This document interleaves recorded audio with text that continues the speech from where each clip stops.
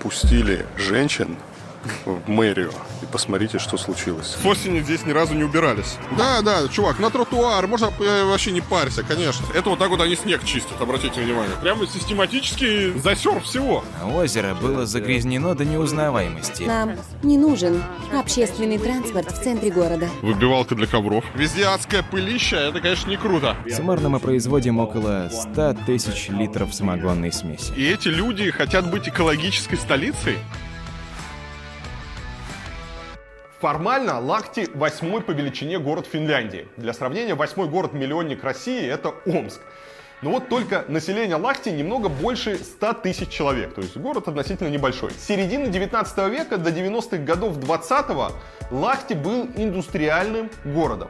Но поскольку с 70-х годов основным торговым партнером Лахти и всей Финляндии был Советский Союз, его распад и ухудшение экономической ситуации в России привели к экономическому кризису и в соседней Финляндии. Вот так вот мы поднасрали финнам. Фабрики закрылись, безработица выросла в Лахти до 25%, а финская экономика на несколько лет погрузилась в рецессию. Сегодня мы с вами посмотрим, что в Лахте напоминает о минувших временах и достоин ли этот город звания «Зеленой столицы Европы» 2021. Да, он получил только этим летом, получил это звание как «Зеленая столица Европы». Обратите внимание, друзья, мы с вами в центре Лахти. Вот это знаменитая финская чистота. С осени здесь ни разу не убирались, судя по количеству окурков. Тут какой-то бар, они, видимо, с этого бара ходят курить сюда. И здесь все засрано. Такси выезжает прямо с тротуара, друзья. Вот этот финский порядок, на который вы все дрочите, рассказываете, как хорошо в Скандинавии. Да, чувак, на тротуар, можно вообще не парься, конечно. Мы же в Финляндии, можно, если ты по тротуарам, милое дело. Да, почему-то разрешили, как в Польше любят разрешать парковку на тротуаре, из-за этого там бардак полнейший с парковкой. Я напоминаю, друзья, что никакой парковки на тротуаре быть не может. Вот, но вот здесь почему-то она в таком ужасном виде. Что это такое вот? Нет островка безопасности, что это за пешеходный переход? Это ли та Финляндия, с которой нам брать пример? Трубы водосточные. Что вот это такое, Максим, вот объясни. Что, куда? Это ли Финляндия? Безобразие. Прямо выливается все вот эта вот хрень на тротуар. Вот мы идем, все трубы действительно прямо на тротуар. Одна, другая. Кошмар. Где трубы были изначально не выведены, они делают такие штуки. Это обычно такой водоприемник с фильтром, чтобы туда всякие там мусор, листья не попадали. Все это уходит в ливневочку. Интересно, конечно, посчитать экономику, сколько стоит уже в существующей системе сделать выход в ливневку, и сколько стоит убирать улицу всю зиму, этот лед сбивать. Маленький дворик. Кстати, обратите внимание, у них в каждом дворе обязательно будет флагшток, на котором они по каким-то случаям, по выходным, они поднимают этот финский флаг. То есть, когда выходные, здесь идешь, и везде это финские флаги. Вот здесь, видите, вот. Везде есть флагшток. Почему-то нету щелочек перед подъездом. Это вообще такой важный элемент любого финского дома. Тоже вход в подъезд. Выбивалка для ковров. Вот здесь какая-то старая фабрика или что-то, что они там перестраивают. А вот новый дом. Только вот его построили. Это еще стройка идет. Вот, кстати, давайте посмотрим, сколько стоит здесь квартирка. Значит, вот так вот выглядят эти новые дома.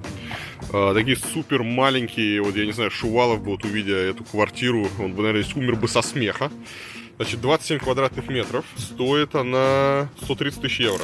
Кровать, дверь, толчок, как маленький номер гостиничный. Выходим с этого модненького райончика. И давайте посмотрим, как обстоят дела с весенним минированием на улицах Финляндии. Вот у нас все говорят, что вот как замечательно в Финляндии. У них вот собаки все ходят с пакетиками, все такие ответственные. А вот вам ответственность. Я просто вот... Обратите внимание, господа, насколько... ответственно прямо при выход, вот, смотри, знак висит, вот, смотри, собаке не срать. И все, вообще просто все завалено говном. Просто, реально невозможно ходить. То есть ты смотришь, хоть не вляпаться. Это центр Лахти. Вот, видите, вдоль фасада, вот все, что видите, это все говно. Это ни земля, ни шишечки. Я, конечно, извиняюсь, если кто-то ест, что вам вот это вот все показываем. И эти люди хотят быть экологической столицей. Вот тут говно и бычки. Вот это просто вот красота. Вот, смотрите, вот что под окном. Кто-то курит там и кидает бычки, а снизу ходит его сосед со своей псиной и срут. И там это везде так, то есть вот можешь дальше идти. Да, там везде. То есть это прямо систематически какой-то засер всего. И машины на тротуарах. Это вот так вот они снег чистят, обратите внимание. Это чистит снег. То есть приехал просто трактор и вот порубил эти сугробы, оставив здесь кучу говна. Очень, конечно, грязные у них улицы. Из-за того, что вот они эту крошку так сыпят. Выглядит так, как будто мы агитируем против крошки. Не, крошка, конечно, прикольно. Зимой, когда есть снег, но, наверное, надо ее как-то убирать. Я вот весной, такой вот ранней весной, первый раз оказался в Финляндии. Здесь просто у тебя все этой крошкой вот так вот засыпано. Везде адская пылища. Это, конечно, не круто. Идешь как будто по снегу зимой. Хуй, хуй, хуй, хуй. Вот здесь половину тротуара проехал трактор и уже эту крошку собрал. И так чистенько, а половины еще нет. Ну вот меня люди часто там нас тоже такими присылают фотографии, что вот ты так восторгаешься там Скандинавией, Америкой, там Лондоном, а вот мы можем найти тут и говно, и насрано, и все остальное. Я на самом деле это редко показываю и редко на это обращаю внимание, потому что мне это не очень интересно. То есть если бы я жил в Лахте, платил бы здесь налоги, наверное, бы я переживал, почему там коммунальные службы так не убирают, почему мои соседи не следят за своими животными, и меня как-то волновало. Поскольку я к Финляндии не имею никакого отношения, я не фин, не плачу здесь налоги, и моя жизнь никак с Финляндией не связана. Меня их недостатки особо не интересуют. Меня, наоборот, интересуют какие-то положительные моменты, которые можно перенять у них и применить в России. Так что Россию мы критикуем, а Европу критиковать не имеет смысла. Ее пусть сами местные критикуют. В Европе мы будем выискивать только в основном положительные моменты, обращать на них внимание, что можно перенять, привести к нам, какие удачные европейские практики можно применять в России, чтобы у нас была самая прекрасная, удобная страна, и чтобы в наши города люди приезжали со всего мира и смотрели, как у нас хорошо. Кстати, обратите внимание, у них почти на всех дверях, видите, двери, и есть такая специальная штучка, чтобы дверь фиксировать. В России это очень редко встречается. Обычно у нас подкладывают кирпич или еще что-то. Добрый день. Добро пожаловать. Итак, давайте сперва сделаем небольшую экскурсию по ресторану. У нас семейный бизнес, который начался в 1994 году.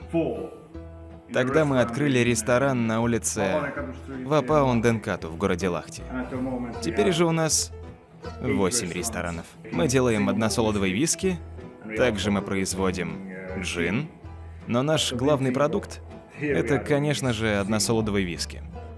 Давайте пройдемся по ресторану и затем побеседуем по поводу виски. Виски уже ждет. Перегоночный аппарат. У нас есть еще второй, он стоит в пивоварне, где идет изготовление всего пива здесь же. Суммарно мы производим около 100 тысяч литров самогонной смеси, которую мы используем в производстве и изготовлении виски. Также продаем виски в бочках, которые хранятся здесь, на нашем складе, которые далее направляются клиентам, если будет специальный заказ.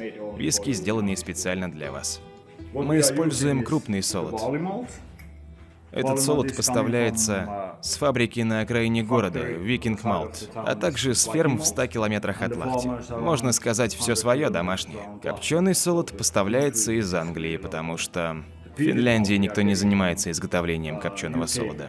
На одну загрузку используется 400 килограммов солода, который мы помещаем в эти большие емкости. На чан мы используем около 1200 литров горячей воды. Оставляем ее ненадолго. Далее выделяющиеся сахара вымываются вместе с водой, и мы получаем так называемую супержидкость, если просто солодовый дистиллят. После заваривания дистиллят остывает и далее перекачивается в бродильные чаны. Они находятся вот здесь. Как я упоминал ранее, эти бочки с индивидуальными сортами виски. Они готовятся к дальнейшей транспортировке. Здесь вы можете видеть медные перегонные кубы. Это сердце нашего перегонного аппарата. У нас 2 перегонных куба.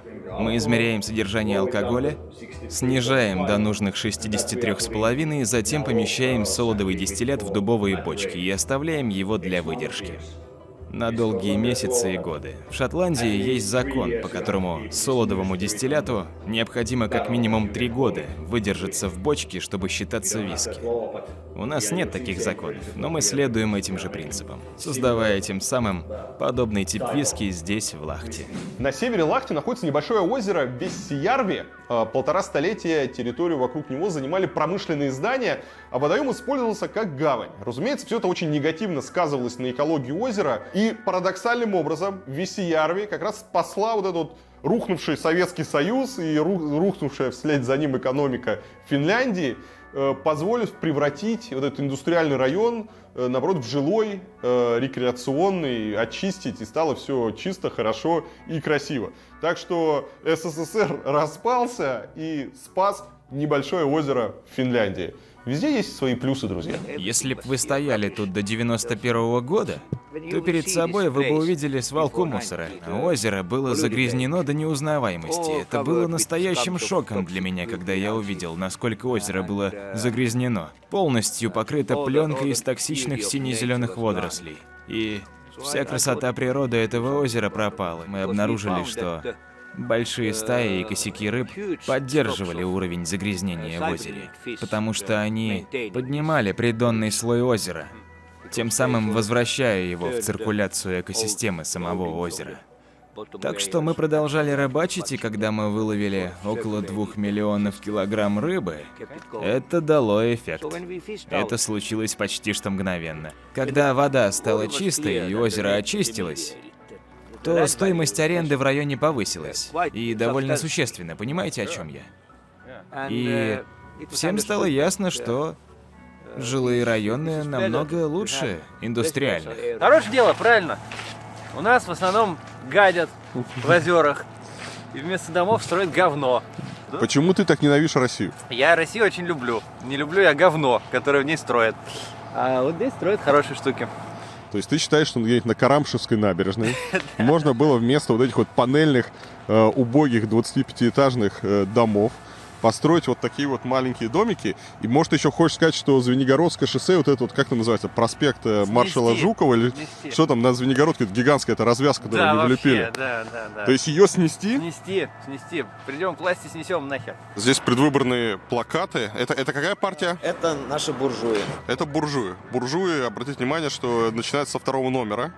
То есть 1-го номера нету. Этих вообще вычеркнули всех. Здесь сняли, враги сняли плакаты. Так, вот эти на розовом, это модные кто? Это наши... Нет, это левое крыло. Леваки. Еще не коммунисты, Но почти леваки. Вот нормально, ребята, пиратская партия. У пиратской партии вон 6 кандидатов. Сразу видно, вот посмотрите. Вот в 70-й, наверное, получил бы много голосов. Да. Или 74-й, смотри, какой красивый. 74-й вряд ли. Так, это Истинные финны. это финские арийцы. Да, Финляндия для финнов. Финляндия для финнов, видно, да, что они хотят построить забор с Россией, со Швецией, с Норвегией, со всеми построить заборы. Вот этот вот будет главный фин. Какие трудности стоят перед вами в городе Лахти и других близлежащих городах в сфере транспорта? Город Лахти сильно зависим от машин. Машинная зависимость. Да, мы следуем своим принципам и целям достичь планки в 55% в сфере природосберегающих видов транспорта до 2030 года. Что вы подразумеваете под природосберегающим? Это означает общественный транспорт, велотранспорт, пешая ходьба. Это то, что мы пытаемся продвигать. Мы были в Тампере, и они строят трамвайные пути. Планируете ли вы здесь что-то подобное? Мы тщательно анализировали эту систему несколько раз. Но она напрямую зависит от размера города, потому в Лахте всего 120 тысяч жителей. А как же плотность? Плотность также имеет значение. Центр города в Лахте достаточно плотный и компактный, так что нам не нужен общественный транспорт в центре города. В основном люди приезжают в центр города из жилых районов, так что мы разрабатываем систему общественного транспорта, используя автобусы, перейдя в дальнейшем на автобусы на биогазе или электробусы. А что вы думаете по поводу электробусов? Мы считаем, что это достаточно хороший вариант. А также не стоит забывать про автобусы на биогазе. Оба могут широко использоваться. Вы используете электробусы? Пока что нет. Они собираются в Лахте. Ого, именно в Лахте? Те же самые электробусы, что и в Тампере. Верно. Сейчас некоторые виды прототипов электробусов используются в Хельсинки.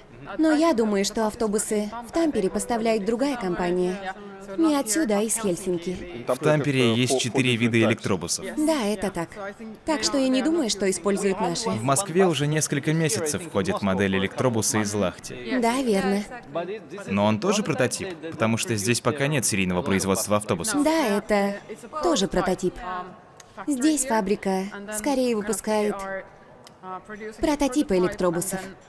И она нацелена на производство локального автопарка.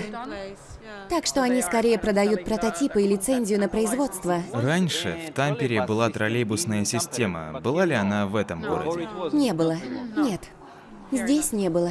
В 70-х города избавлялись от троллейбусов в пользу автобусов. Что вы думаете об этом? Я спрашиваю, потому что в Москве есть обширная троллейбусная сеть. В Москве теперь решили убрать троллейбусы в пользу дизельных автобусов. О, возможно, это не самое лучшее решение. Это странное решение. Ранее, 4 года назад, у нас в Москве было 1300 троллейбусов. Сейчас половину из них заменили на 700 дизельных автобусов. О, это определенно шаг назад. Да, например, предположим, что здесь, в Финляндии, распространенная сеть электробусов и троллейбусов, да? Поменяли бы вы автопарк в пользу дизельных машин? Нет, конечно нет. Почему? Ведь в 70-х... Потому что это загрязнение окружающей среды. Мы очень заинтересованы в том, чтобы избавиться от выбросов транспорта. Сейчас мы делаем очень много в сфере снижения выбросов в энергетическом секторе. И как только все меры будут выполнены, мы вплотную сфокусируемся на сфере транспорта. Потому что в этом секторе больше всего выбросов в окружающую среду. И именно из-за этого мы планируем отказаться от ископаемых источников топлива в будущем в пользу возобновляемых источников энергии. Конечно же, электричество также будет поставляться от возобновляемых источников. В противном случае все эти меры будут бесполезны. Как вы используете велотранспорт зимой? Во-первых, необходимо иметь адекватное снаряжение, если это возможно. Например, у нас есть зимние шины для велосипедов. Это намного упрощает процесс передвижения на велосипеде зимой. Но также важна инфраструктура в городе. Как будет поддерживаться состояние велодорожек и... Ведь вы должны быть уверены, что состояние велодорожек оптимально, чтобы данный вид транспорта был актуален во время зимы, а не просто запрыгивать в машину. Что я имею в виду, это также вопрос приоритетов. Например, в некоторых городах Швеции дорожные приоритеты установлены так, что велодорожки имеют преимущество над обычными дорогами. Уборка снега также идет сперва на велодорожках. Так что этот велотранспорт является более привлекательным. Сколько людей здесь ездят на велосипедах зимой? Сложный вопрос. Зимой порядка 3%. Всего 3? Но это все равно лучше, чем 0, верно? Мы также сейчас занимаемся этим вопросом. А что насчет вас? Я езжу на велосипеде круглый год. Вы приехали на эту встречу на велосипеде? Нет, не в этот раз, потому что мы взяли общую машину. Но обычно я езжу на работу на велосипеде каждый день. Я вижу, что иногда дорожки для пешеходов очень скользкие. Как вы справляетесь с этим? Это проблемы, над которыми мы много работаем. Но вы всегда должны быть осторожными, ведь не забывайте, что здесь холодный климат. Так что мы не можем гарантировать, что вы всегда будете в безопасности. Так что вы делаете? Как боретесь со скользкими тротуарами? Что вы делаете? Это же также вопрос доступности пешеходного передвижения, Да, верно? это хороший вопрос. Но, конечно же, мы также должны, например, выстраивать приоритет по очистке улиц от снега сперва в центре города, и затем уже в пригородных районах. Ведь на них дорожный трафик меньше. Также, конечно, все зависит от погоды. Я имею в виду, что достаточно тяжело очищать дороги, если идет снег. Ведь мы не можем делать это 24 часа в сутки каждый день, если по прогнозу известно, что снег будет идти 3 часа. Уборка снега начнется после того, как погода нормализуется. Иначе процесс уборки снега может занять очень много времени. Я думаю, что даже если люди говорят о проблемах окружающей среды, нам еще предстоит сделать очень много. Я имею в виду наших политиков. У нас скоро будут выборы. Скоро начнутся. Да, они говорят о климатических изменениях. Но если мы будем говорить о реальных шагах, об ограничительной политике, они во многих пунктах с нами не согласны. Так что это тоже непростой процесс. Это требует основательных перемен в современной концепции, которые нам следует сделать, что не может быть просто. Кроме того, есть люди, которые выступают против наших предложений. Очень интересно поговорили. Они, конечно, в маленьком городе управляют транспортными делами и всякими вопросами экологии. Но все равно это очень интересно, потому что, ну да, уровень понимания совсем другой. То есть ты тут говоришь с управляющим, работающим, в общем-то, в городской администрации, и у нас такой человек считался бы фриком-активистом, на которого бы смотрели как на полусумасшедшего, который предлагает какие-то идеи, там, которые вообще просто не связаны с реальностью. А здесь это нормально и естественно. И, ну да, на 50 лет отстаем примерно по этим вопросам. Пустили женщин в мэрию и посмотрите, что случилось. Каких-то вот непонятных девочек. Нужно было крепкого, мордатого хозяйственника. Вот с такими вот, с такой вот ручищей, который бы навел порядок. А тут что? Руководительницы. Нету никакого порядка. Нету никакого порядка.